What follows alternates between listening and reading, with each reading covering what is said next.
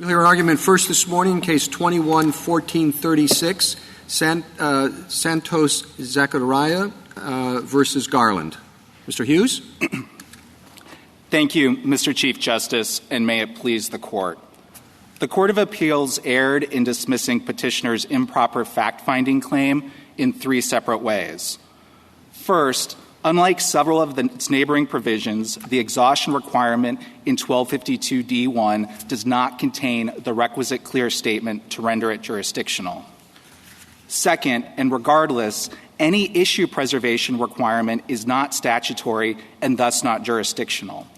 And that is especially so since the government's rule is not normal issue preservation, where issues must be raised before a decision, but rather a super strong rule where a litigant must, in some poorly defined category of cases, request post-decision reconsideration. Third, because a motion to reconsider is not a remedy available as of right, a non-citizen does not need to file such a motion to properly exhaust. I'd like to start with this last point, which has tremendous practical implications. And if we are right the petitioner properly exhausted, she prevails regardless of D1's jurisdictional status. The government correctly concedes that a non-citizen need not normally file a motion to reconsider. This should foreclose the government's position because the government has no textual basis to argue that motions to reconsider sometimes qualify as remedies available as of right and sometimes not. As we have described, a motion to reconsider is plainly a discretionary remedy. Well, how do you analyze it? You have an absolute right to file a motion for reconsideration, right? It may be discretionary whether you're going to get reconsideration or not. So how do you parse that? Where do you look to see if something is a matter of right? Is it being the right to seek it or the right to have the court look at a particular thing? How do you? I think the term as of right, Your Honor, is one that's been well defined in centuries of judicial practice as one where the decision-maker lacks discretion. And I'd point the Court to this Court's Rule 10 just as one place to begin, where the Court says review on a writ of certiorari is not a matter of right but of judicial discretion. And in the briefs, we cite several other examples, like appeals in the federal courts, Rules 3 and 4. Well, but just to stop you there, review on certiorari is not a matter of right. You may not get review. On the other hand, you do have an absolute right to file a petition for certiorari. And I'm just saying, in one of those situations, where do you look to see if there's where's the right? Is it in the actual decision of the court, or is it in the right to petition the court to afford such consideration? So I think the distinction is whether or not there is that layer of discretion, because that's what as of right means as a technical term. And I think it has to mean that in this context, or else Congress's inclusion of the phrase as of right doesn't do any effective work in the context of this statute.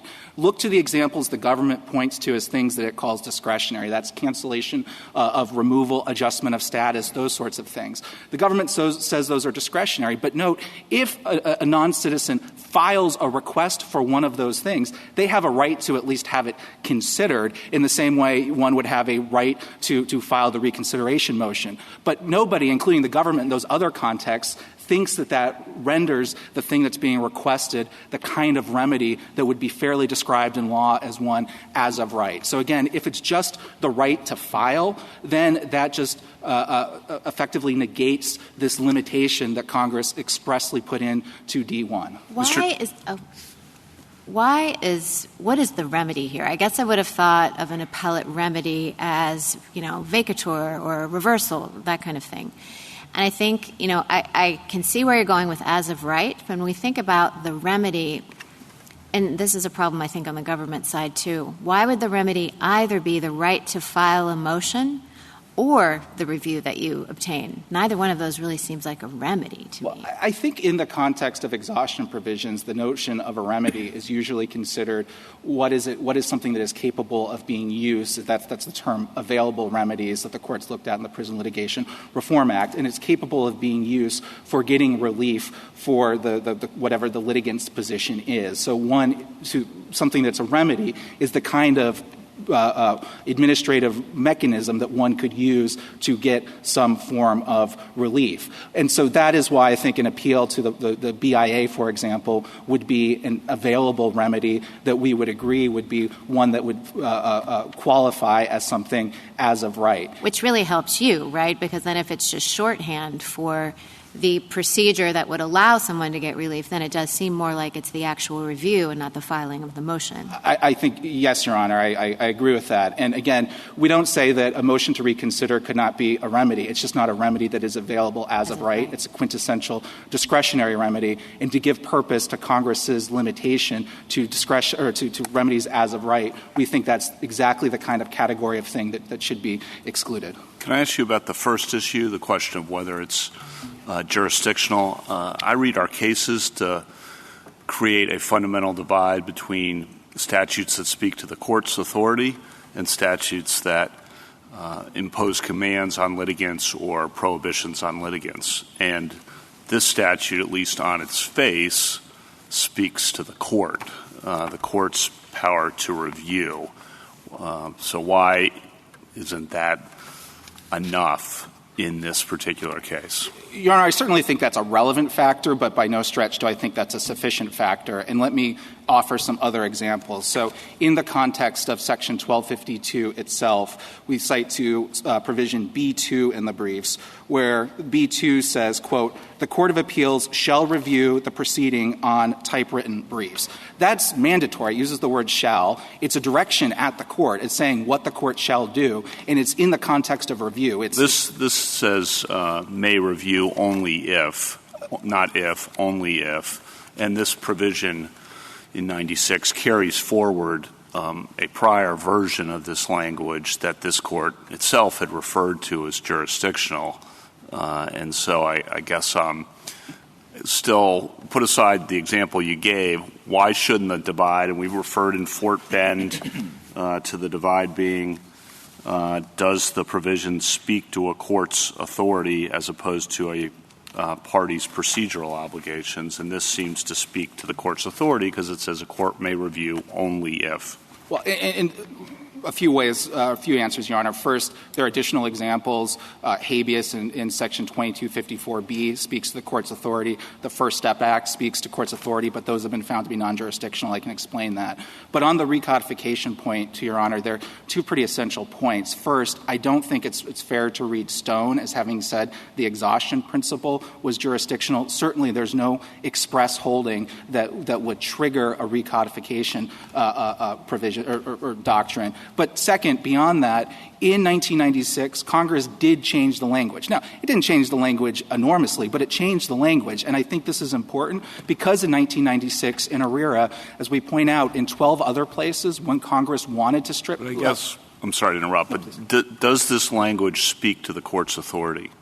It directs actions courts take during review in the same way that B2 does. I don't think, though, that necessarily means it is a limitation on the power of the court. At least that's not the only plausible understanding of the statute as a limitation on the power of the court. Do you think Congress could make an exhaustion requirement jurisdictional without using the word jurisdiction? I think it would be exceedingly difficult for the court to do so. Because and why then do we have a special magic words requirement just for exhaustion requirements and not just follow the usual Fort Bend divide? So, Your Honor, I'm not suggesting there's some special magic words, but I think there are several factors that counsel here. One is the point of what Congress did in all the surrounding provisions. It had in this statute a special language when it wanted to, so I do think the magic words applies a bit differently in the context of this particular statute. But with exhaustion, especially in the context where it is an agency that is establishing the rules of exhaustion, it would be passing strange in our view that an agency has delegated the authority to establish rules that themselves then have jurisdictional character that limit the subject matter jurisdiction of federal courts. We think if that's what Congress intended, it would need to say that expressly. Mr. Hughes, could you give me the example of how a provision, an exhaustion provision, would have to be worded to limit the court's jurisdiction without using the term jurisdiction? Your Honor, I don't think I have an example, but I do in this statute when Congress wanted to speak in jurisdiction in 12 other places, it used the phrase no court shall have jurisdiction, and I think that's pretty statute-specific evidence that when Congress meant to use jurisdiction in the statute, it had the language at hand. So it really does seem like you're arguing for a magic words rule. And haven't we said that magic words are not required? Oh, certainly, Your Honor, but I'm not talking about the general abstract of what applies in every case. I'm talking about in ARERA, when Congress wrote this statute, it was fixated on what is going to be jurisdictional and what is not going to be jurisdictional. It had that language at hand, and it used in this statute very precise language. So if all that we had before us were the language of the provision, would it be jurisdictional? If we knew we nothing. have a provision that is worded exactly like this provision, but we don't have D2, we don't have any of your other arguments, we just have the language. Would that be a jurisdictional provision? I don't think it necessarily would, but in undertaking the clear statement test, this Court says it looks to all of the traditional tools of statutory Well, why would that language not be sufficient? Well, Your Honor, I don't... Because it doesn't include the word jurisdiction. Well, in this specific context, that's right, but also in describing the context of review, that there is ambiguity in that language because review, it can mean in certain contexts an equivalence of subject matter jurisdiction. But it can... No, I'm sorry, go ahead, finish. It can also describe what it is a court is to do in the course of reviewing things for which it does have subject matter jurisdiction. So I do think there is inherent ambiguity there. But again, we don't look at just this one issue. We look at all of the traditional tools of interpretation, and I think that shows that, again, my burden is not to say that our argument is the better one. The Court was quite clear in Batchelor saying that's not the test. It's the government has to show their interpretation as jurisdictional is the only plausible argument for them to demonstrate that. And again, if we're wrong about this, it has the effect of delegating to agencies the ability to make rules that have jurisdictional character. All right. If we look at one of our own prior decisions handed down during the bad old days when the Court was not disciplined about the use of jurisdiction, and a provision is described as jurisdictional, does it follow necessarily that that provision is jurisdictional? I don't think that it's necessarily the case if a court did something that I think Arbach calls a drive-by. No, it's not a drive-by. It's a pretty clear statement in the case describing this as jurisdictional, the issue, and the Court says it's jurisdictional.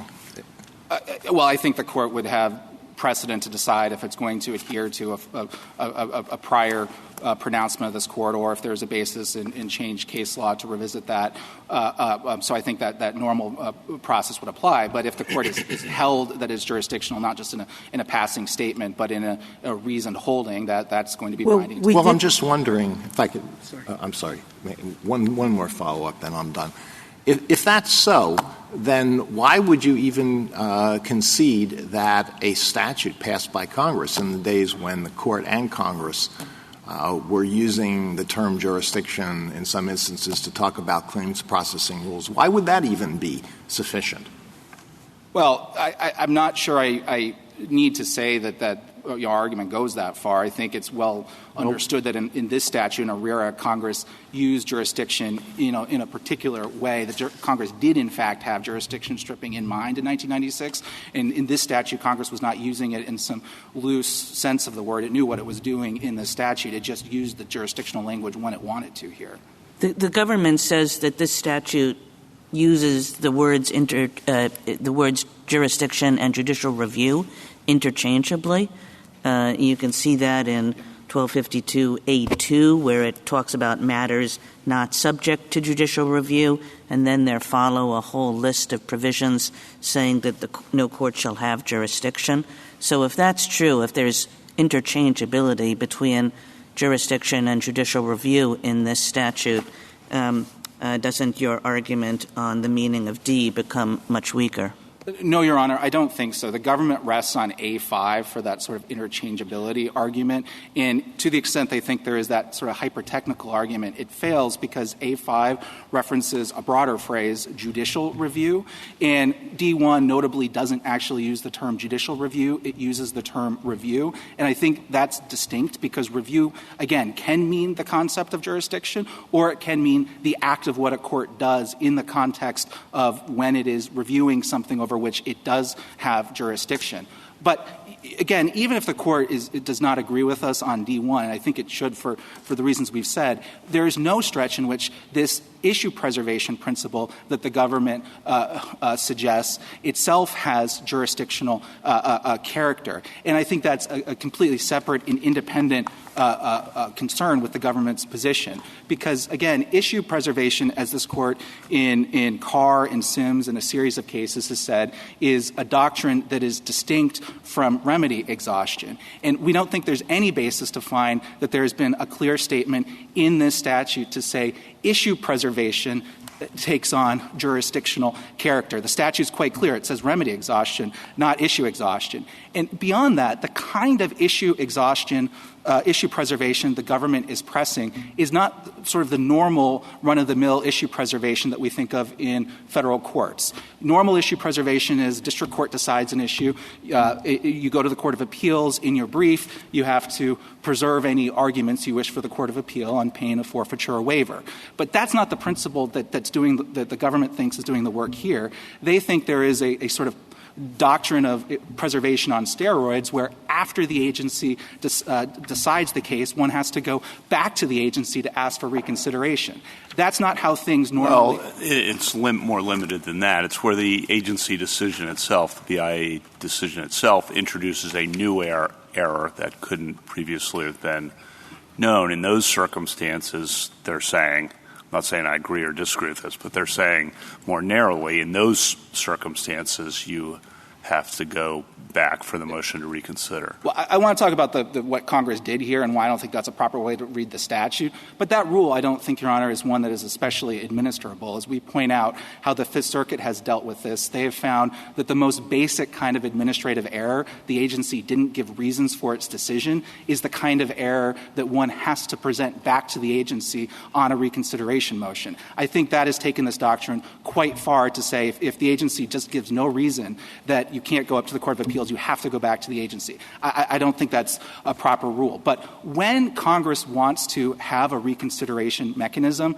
there are a few ways that it does it. We acknowledge in the briefs in certain statutory schemes Congress has chosen to do so. For example, we point to the FERC scheme, 21 U.S.C. Section 825L. And the way that works in FERC and other agencies is the agency issues a decision, and then after the agency issues a decision, the litigant who's disappointed has to go back to the agency and say the agency got these series of issues wrong, and then their appeal is limited to the nature of those issues that have been presented. But when Congress does that, it does so with very express language that's nothing like what we have here.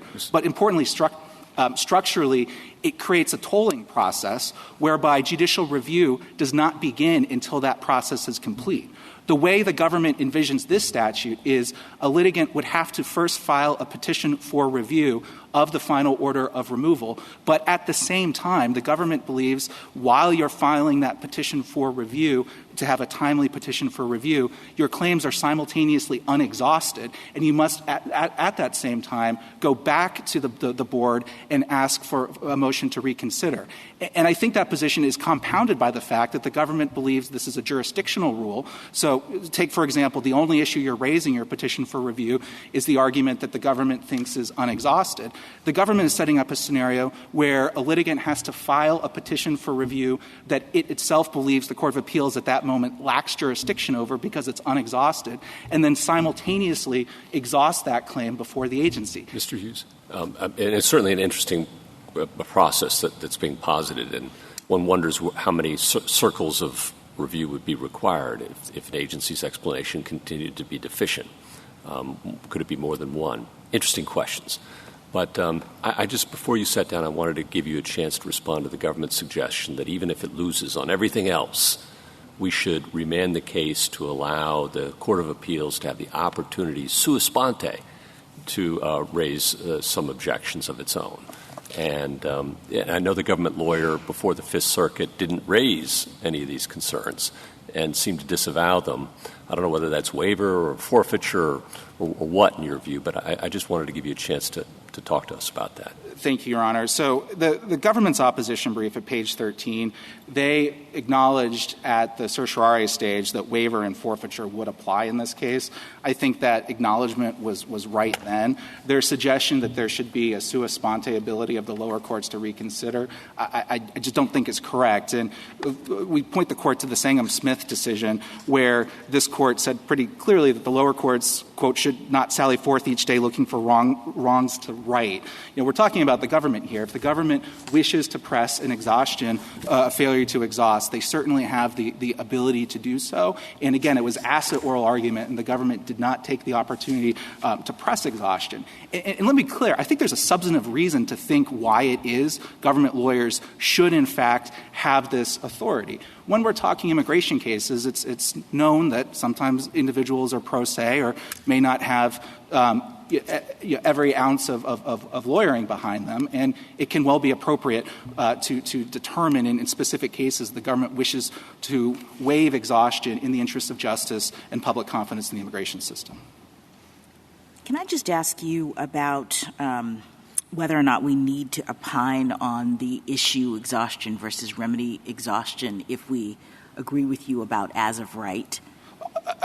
I don't think the court would have to, Your Honor. If the court agrees with us that we're correct in the meaning of D1 and that petitioner here properly exhausted, then the court need not reach the question of the jurisdictional status of these other issues. I do think petitioner prevails either if the court agrees that D1 is not jurisdictional at all or issue preservation isn't jurisdictional, or alternatively if we're right about the meaning of the statute. So I think the court could resolve this case on a variety of those different grounds.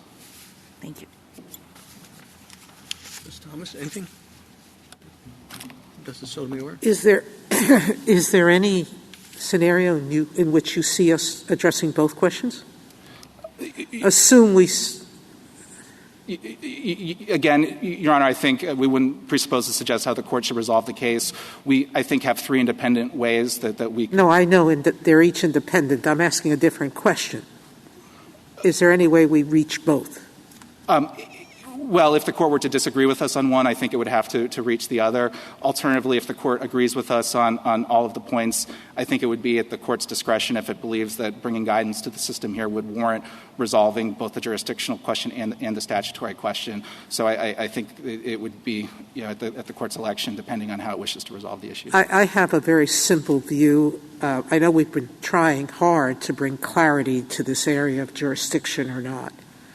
And you kept saying the plausibility argument. And you're right, because it's strange language, because it seems addressed to the court, but on an issue where it's relying on the litigant to exhaust, which is very different than most jurisdictional cases that have to do with subject matter classifications, correct? The court can't hear certain types of issues, and it has nothing to do with what the litigant does or doesn't do. That I entirely agree, Your Honor. I think that's what this Court's Patchak case teaches, which is if the restriction goes to something substantive about the nature of the claim, some substantive category, that context suggests it is more likely the court speaking of jurisdiction. Rather, when Patchak gives exhaustion as a specific example and it goes to the procedure of how those claims are to be addressed, that is at least thumb on the scale towards thinking it's not a jurisdictional requirement. So what you're basically saying, both of you could have good arguments, as you do, but in that case, the tie is against jurisdiction. And again, in this specific statute, when Congress wanted to speak about jurisdiction, it had the express language at hand. It used it a lot. It would have been very easy to do this one. The court has no jurisdiction to review, and A and B would remain exactly the same, correct? In provisions above and below, Congress did exactly that. It revised this language. It didn't use the same language that it used everywhere And Stone else. did not speak about exhaustion. Stone talked about jurisdiction with respect to time limits, correct? Yes, Your Honor. So there is no holding by us that exhaustion is jurisdictional. Correct. We agree, Your Honor. Justice Kagan? In the reply brief, you say that when a statute addresses a court's competence to adjudicate a particular category of cases, it may indeed be jurisdictional, and then you discuss 2253, 867A, and D, and you say those are all jurisdictional even though they don't use the word jurisdiction, correct? Well, at the very least, they are far more jurisdictional than what we have here because they are going to the nature of the claim, whereas this statute is agnostic to the nature of the claim, but rather goes to the procedure, whether the individual litigant used the proper procedure below. So do you think we should say, in the interest of providing clarity, because I think this can be a huge waste of time that's unnecessary for the lower courts and doesn't put Congress on notice of what the state of play is. Should we say something like exhaustion requirements are jurisdictional only if the word jurisdiction's in there? That would be clear and provide better guidance than, it could be, may not be, look at some other provisions, kind of throw it up in the air and see how it comes out, because that's just an invitation to a lot more lower court litigation, which really serves no purpose. I think would be no problem if the court thought that was an appropriate way to approach exhaustion requirements, because I do think exhaustion requirements, case after case, repeatedly asserts they're not the sort of thing that is typically jurisdictional. In this court's decision on Ross v. Blake, for example, the court went through fairly extensive analysis that lower courts might need to undertake in order to determine whether or not a particular remedy in that case was available. That seems generally incompatible with the notion that this goes to a court's subject matter jurisdiction rather than to a claims processing rule. Thank you. Justice Barrett? Justice Jackson? Is there currently widespread confusion about whether or not exhaustion requirements are jurisdictional? Well, I think this statute shows that there is fairly widespread confusion, Your Honor. Many of the lower courts, reliant on earlier holdings before this court brought discipline to the notion of jurisdiction. But since the clear statement rule, have we ever found that an exhaustion requirement is jurisdictional? No, Your Honor, and we certainly don't think the court should do so here. So that I think the full tenor of this court's cases are clear that an exhaustion rule is just incompatible with it being jurisdictional. Thank you. Thank you, counsel.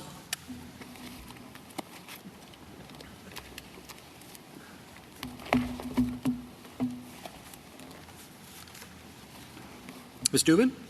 Mr. Chief Justice, and may it please the Court. The INA creates an adversarial scheme that authorizes judicial review only after agency procedures are exhausted. That reflects Congress's judgment on how best to manage the high volume of immigration cases to achieve uniformity, efficiency, and fairness in an overburdened system. Petitioner's arguments conflict with that judgment in two ways. First, petitioner argues that her failure to exhaust is not a jurisdictional defect, but 1252d1 imposes a direct limit on a court's power, providing that a court may review a final order of removal only if the alien exhausted all administrative remedies available as of right. That language speaks clearly to a court's authority, not simply to what a litigant must do. Congress need not use the word jurisdiction, and there is no special rule for exhaustion requirements. Critically, this court has never held that a restriction like this one is not jurisdictional. Petitioner's contrary argument would upset Congress's judgment that appellate courts should review board decisions, not adjudicate arguments in the first instance. Second, petitioner dilutes the statutory exhaustion requirement. She does not seriously dispute that issue exhaustion is required, at least by regulation. Yet she draws on Social Security cases to say that the INA omits that critical obligation. But nothing in the Social Security Act even referenced administrative exhaustion, and its scheme is inherently non-adversarial. By contrast, the INA expressly requires administrative exhaustion in a highly adversarial system where non-citizens have long been required to identify errors for review. Petitioner can't explain why Congress would codify the doctrine of administrative exhaustion, but leave out this essential requirement. The court should reject petitioner's approach and hold that non-citizens cannot forego available agency procedures to raise issues in federal court in the first instance. Here, where the board allegedly introduced a new error, that means filing a motion to reconsider. Petitioner's failure to do so forecloses judicial review. I welcome the court's questions. Can you give us an example of another provision where as of right, the phrase as of right is used to describe a discretionary motion? I don't have an example of that, but I think what's important is that petitioner's examples of as of right are, as the Chief Justice was saying, examples where you're talking about whether you're entitled to the relief at issue, whereas in the exhaustion context, the relevant question is whether you're entitled to file for a particular remedy which is capable of use to obtain that relief, and that's what the court said in Ross versus Blake. So in the exhaustion context in particular, what you want to know is whether the non-citizen has taken up all opportunities to present the agency with her arguments. I also just want to note that a motion to reconsider is not something that gives the agency unfettered discretion. It's reviewable for abuse of discretion, and if the agency, for instance, were to say that an impermissible fact-finding claim is meritorious, but we just don't want to grant the motion, that would be an abuse of discretion. I guess I don't understand. I'm sorry. You sort of seem to be distinguishing as of right in the exhaustion context, and can you say again why you think that a situation in which the particular mechanism at issue is the motion for reconsideration that can be filed, it's available, but what does it mean to you when the statute says the particular mechanism has to be available as of right? It's a mechanism, it's a procedural mechanism that you have the right to file, and it's capable of giving you some relief. And so, for example, I don't think as of right is doing any work in that analysis. If you file it and you have a right to file it, then it's available.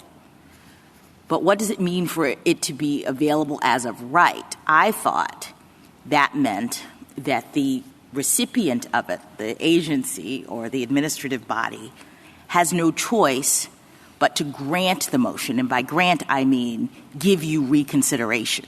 It's non-discretionary in terms of their reaction to it. So lower court appeals are non-discretionary. You have a right to appeal. It's as of right, and the lower court has to review your appeal.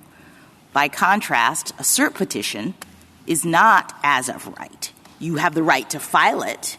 We receive it, but we don't have to review it. That's discretionary. So if I'm right about that, am I using as of right in the appropriate way or the way you understand it or not? That's not the way we understand it in the statute. And I think actually the certiorari example is a good one, because when we say that certiorari is not available as of right, what we're not talking about is the right to file a petition for certiorari. What we're talking about is the right to review on certiorari. And why isn't that exactly what we're talking about here? Because I don't think that should be the inquiry in an exhaustion requirement. We don't want to know whether if you file it, you're entitled to relief. We want to know if you file it, you're entitled to have the agency consider your arguments. And that's what we want. That's what we want to have happen. That's the entire structure. No. But if you're talking about a motion for reconsideration, it's the same. Does the agency have to consider your arguments on reconsideration? If they do, then it's as of right. Only we know in this context they don't.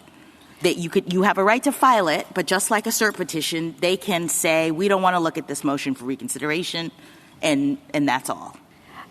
I think that's not correct, Your Honor. As I mentioned earlier to Justice Thomas, I think that the right understanding of how a motion to reconsider works is that if you have a meritorious claim and it's not blocked by other procedural defects, for instance, that you failed to raise it earlier when you should have and things like that, so you have an impermissible fact-finding claim and you brought it at the right time and for the right reasons, and the agency nonetheless denies a review because they simply don't feel like granting it, because they simply don't want to give you relief, that would be an abuse of discretion in this context. If you are right about what as of right means, Ms. Dubin, then wouldn't there be an obligation to file in every case? But in parts of your brief, you suggest that there's only an obligation to file when the BIA itself has introduced the error. And I don't understand how the two parts of your position can coincide.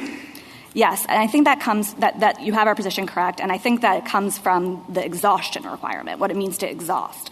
The requirement that a litigant exhaust comes from administrative exhaustion, from well-settled principles. And what that requirement means is that you have to give the agency the chance to correct its own errors, but it doesn't require that you give the agency multiple chances to correct its own errors. So that's what makes it such that a motion to reconsider is only available as of right when you haven't yet raised the argument before. Another way, I think, to think of the same restriction. I see how that makes sense. I just don't see how you get it from the text of the statute, how you're able to parse the text on the one hand to say that there's an obligation, and on the other hand to say, but that obligation disappears when you've already had a first shot.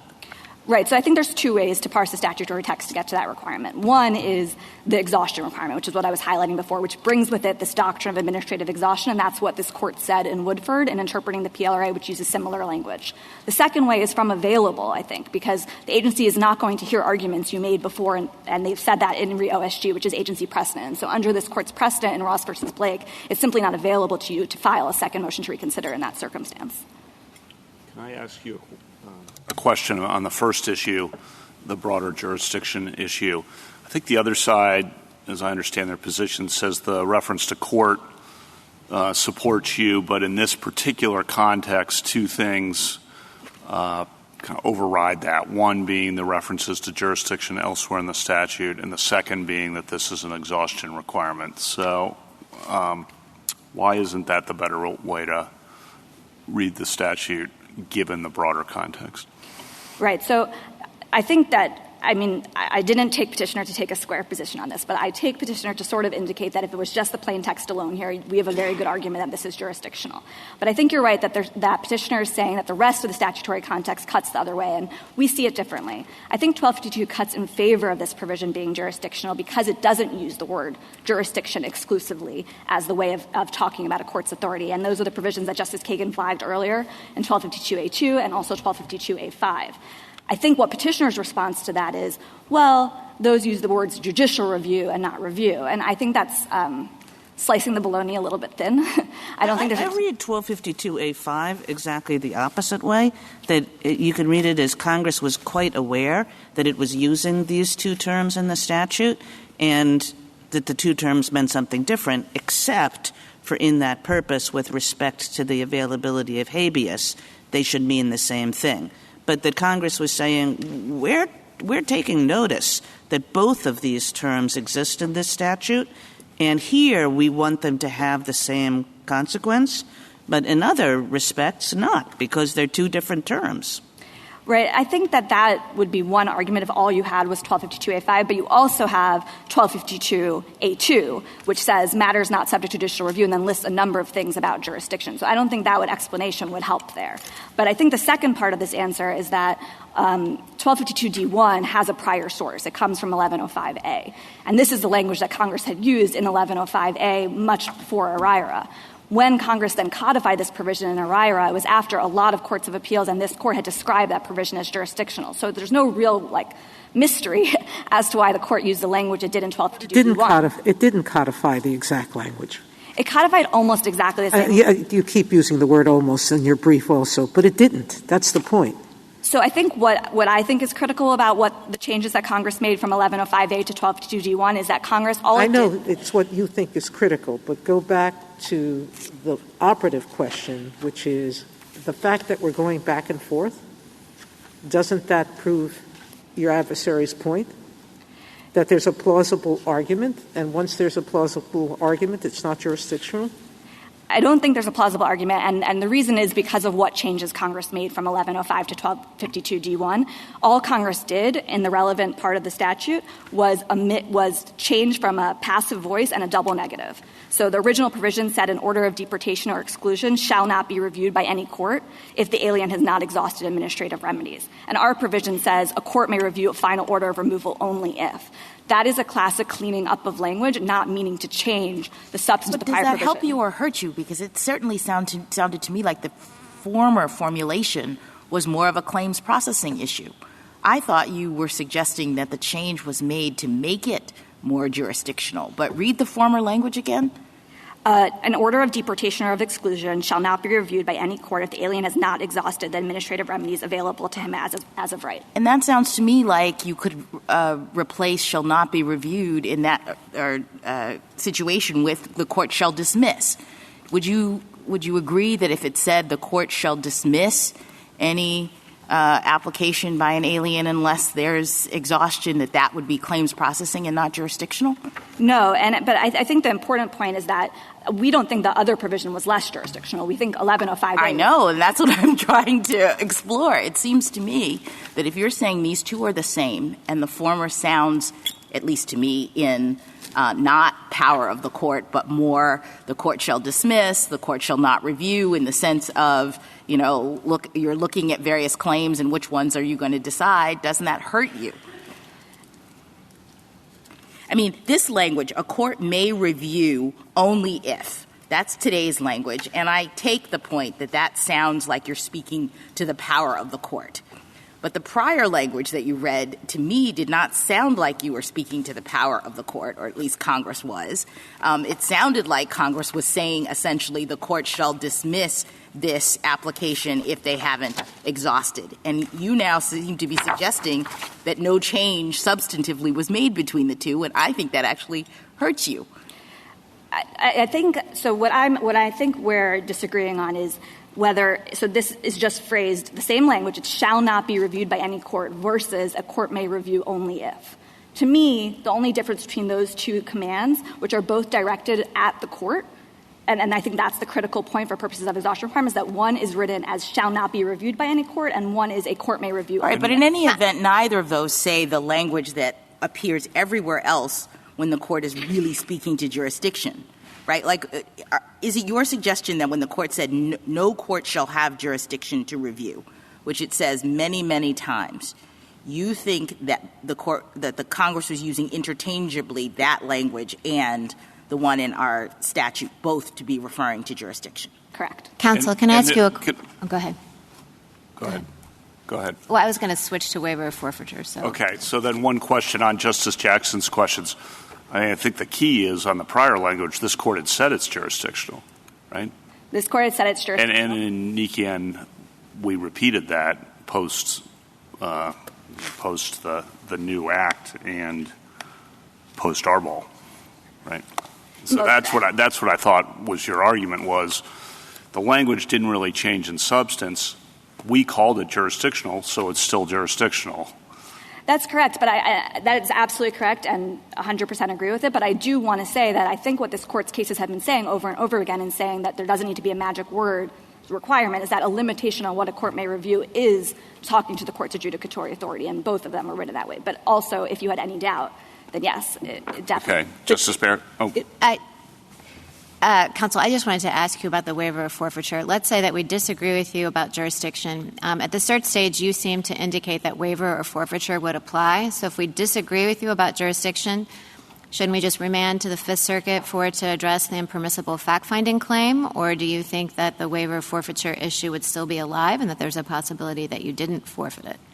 We think what would be alive is the application of the Day versus McDonough principle. And I just want to highlight that we did flag that in our brief in opposition. It's in footnote 3 on the same page that Petitioner's counsel pointed to. And the application of that principle turns on whether it was appropriate to bring up for the Court of Appeals to raise sua sponte something that we did not strategically waive. And I think that would be the inquiry in that case, and I think it would be appropriate for the Court of Appeals to undertake that in the first analysis.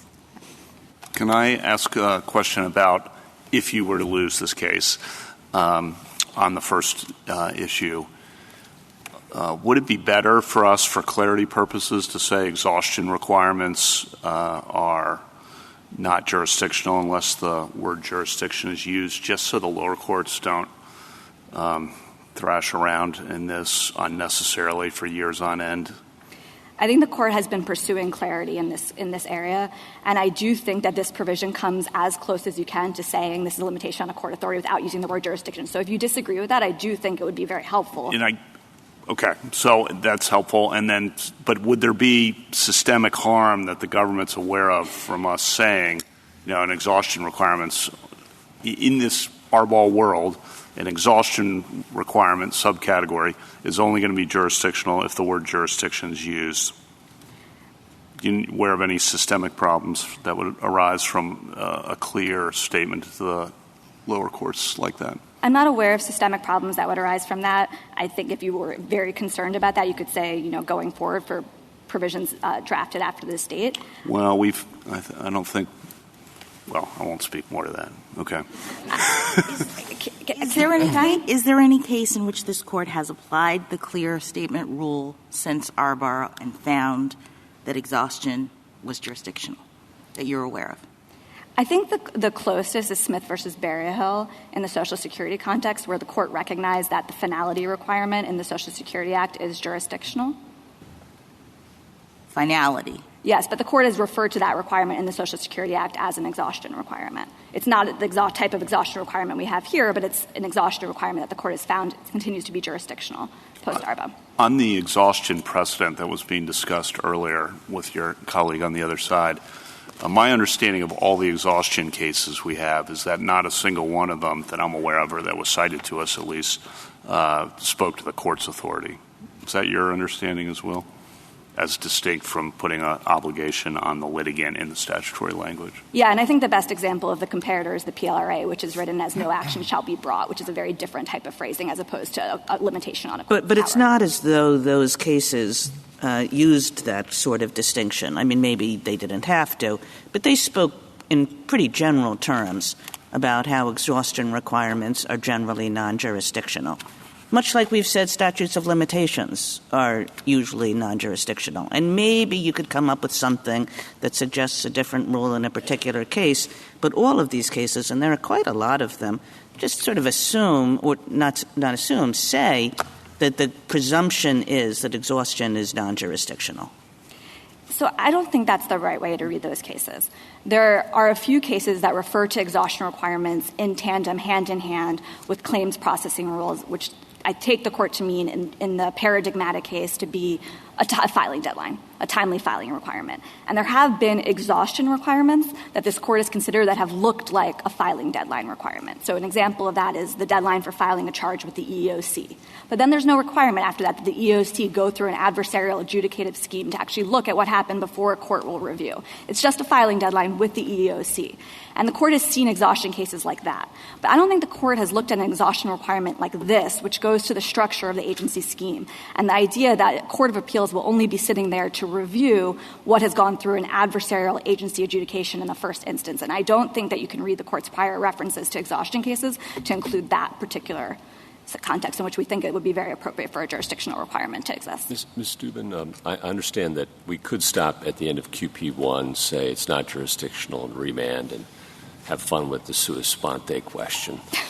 But the QP2 is, if the government were to have actually objected or might in a future case, seems to me pretty important and likely to impact a very, very large number of immigration appeals.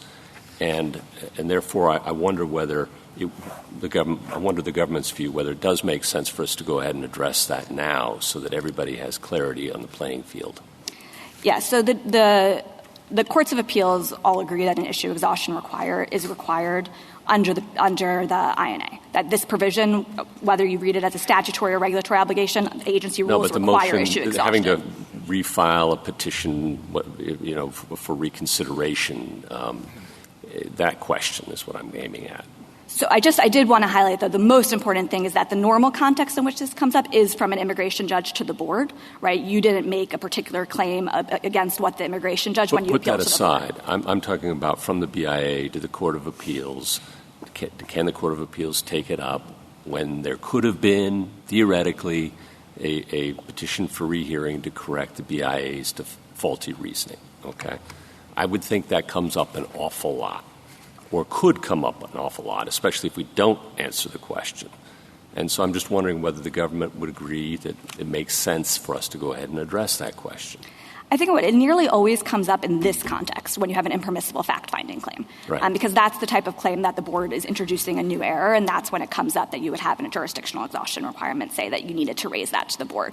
And I do think it would be helpful to address that if the court was going to give clarity to that area. Thank you. Counsel, can I follow up on Justice Gorsuch? So, that's the remedy exhaustion question. Do you agree, though, that issue exhaustion, or let's see, I thought this was a little bit unclear in the briefs, that issue exhaustion could also exist as a court-made doctrine requiring that the issue have been exhausted even if the statute speaks exclusively to remedy? So if we do decide the remedy question that Justice Gorsuch is referring to, that doesn't mean that we're ruling out the possibility of issue exhaustion as well?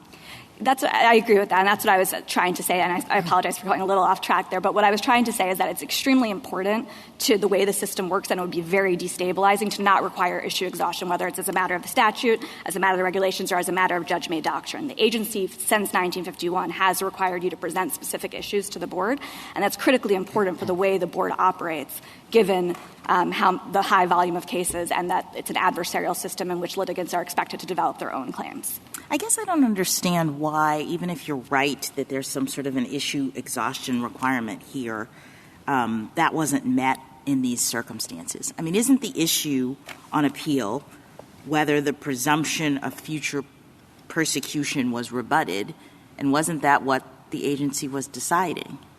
So Petitioner brought two claims. Petitioner brought, when she went to the Court of Appeals, one claim was that. One claim was about the substance of the decision below and whether she had, in fact, was entitled to withholding. But one claim was about an impermissible fact-finding claim, that the board had violated its own regulations by doing a fact-finding when it adjudicated her appeal. But the fact-finding was to an end.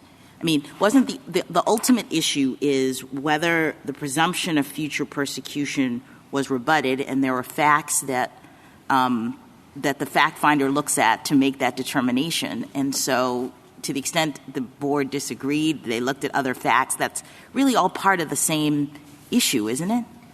The issues here are certainly related, but I think there's a big difference between saying that the procedural objection to what the board did, right, violating the board's own regulations, versus the substantive determination, did the board correctly or incorrectly find that she was entitled to withholding or that the presumption had been rebutted. That's a separate claim and a separate question. And as an administrative matter, sort of administrability, your suggestion is that a person would have to figure out, parse it that narrowly to determine whether or not they had to make a motion for reconsideration as a jurisdictional matter related to the issue, to that issue, but not that one?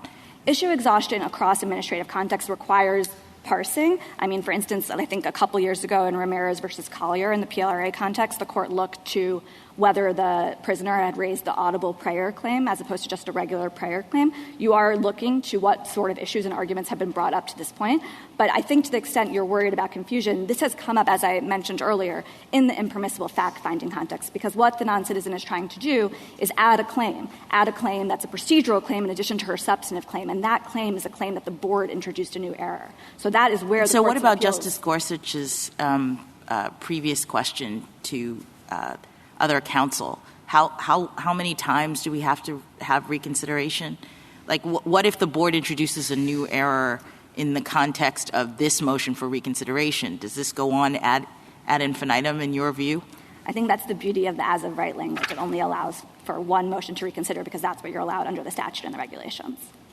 On your question on the question that Justice Barrett and Justice Gorsuch asked, this may be repetitive, but I just want you to follow up. Sure. You're worried if you lose this case that we say something about, can you repeat that just so we don't inadvertently do something that's going to cause problems? Yes. We are worried that you would say that there's no issue exhaustion requirement in this context, whether as statute or regulation. We think that would be clearly wrong because the regulations require issue exhaustion. I don't take Petitioner to be seriously disputing that there is an issue exhaustion requirement, and it's critically important to have that issue exhaustion requirement because the board can't pick through the immigration judge decisions to figure out what you think the errors are. You need to present those to the board. So it's very important to keep intact that issue exhaustion is required in this scheme.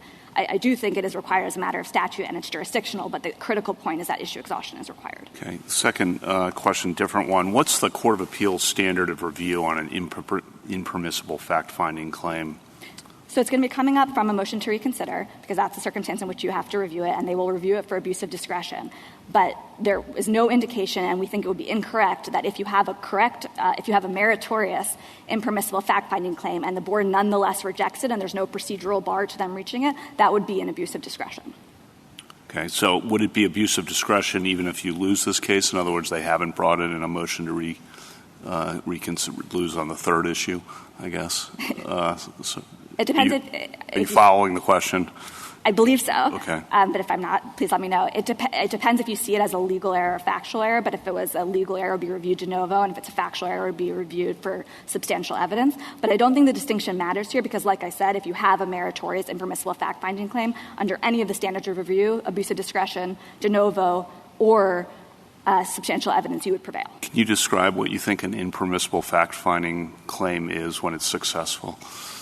I think it's when the board finds facts that are that the immigration judge didn't consider, and uses that to rest its decision on that. So I think why that's not the case here is because what the board did is reweigh the same facts the immigration judge considered, but this time with the presumption that the immigration judge found didn't apply. So instead of saying that these facts mean that you haven't shown entitlement to withholding without a presumption of future persecution, the board here said even if you include the presumption of future persecution, we think it's been rebutted. Well, suppose the government made just that argument before the board and petitioner responded, you can't decide the case on that basis because that would be impermissible fact-finding. And suppose that the board then rules in your favor.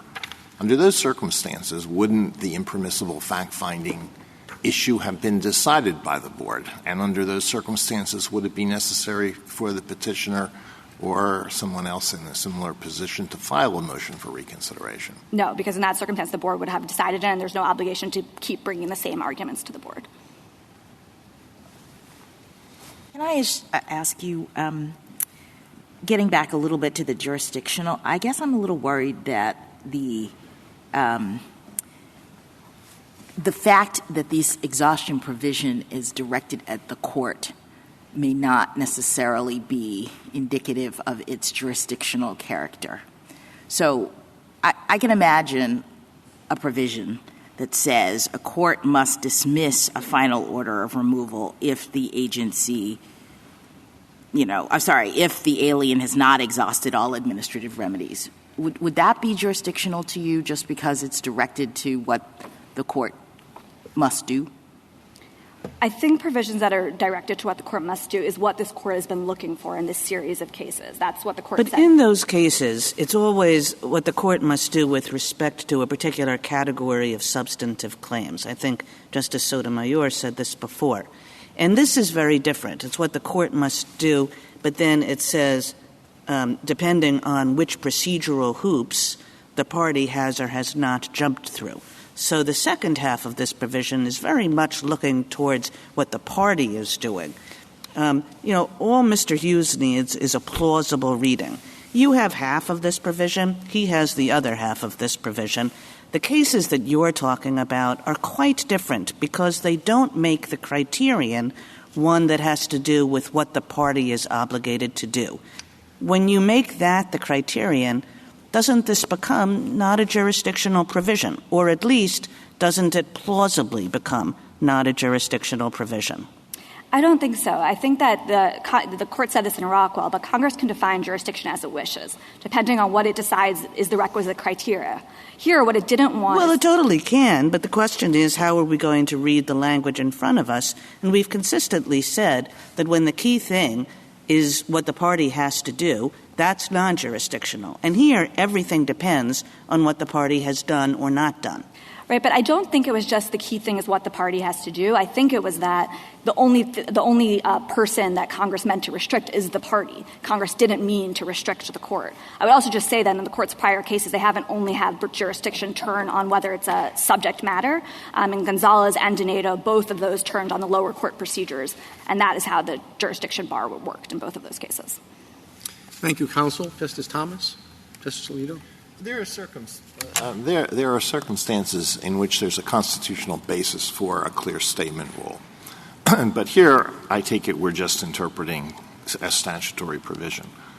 So what basis do we have for imposing a clear statement rule either retroactively or prospectively on Congress? Are we not, even if it's not desirable to have to decide all these on a case-by-case basis, isn't that our obligation to decide the meaning of particular provisions that come before us? Pre-Arbo, I think that is what the court was doing, but then for a long time now, the court has said that a clear statement rule applies in this context. We didn't feel the need to fight that. Yeah, well, what is our authority to do that? I think that the court was trying to do it as a matter of divining congressional intent.